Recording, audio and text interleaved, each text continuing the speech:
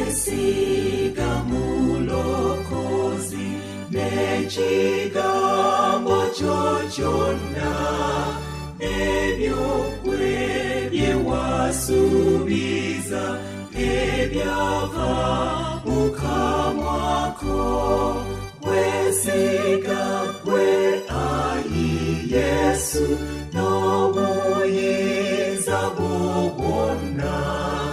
Yesu omulungi ennyo ekisa kwesigenga.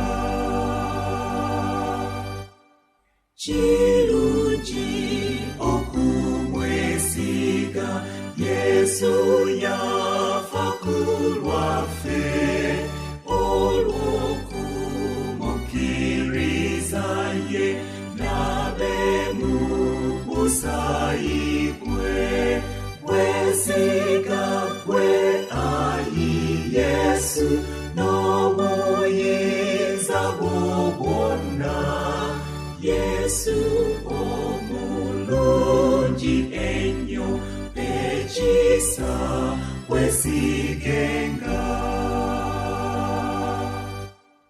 Kisaana okwesiga ye so si bikolwa byaffe wabula Katonda yekka awe ebirungi byonna. Kwesiga kwe ayi Yesu n'obuyinza bwo bwonna. Yesu omulungi ennyo ekisa kwesigenga. Nsanyuka kuba nkwesiga Yesu omulokozi. Olinange okutuusa lugendo lwe luliggwa. Kwesiga kwe ayi Yesu n'obuyinza bwo bwonna.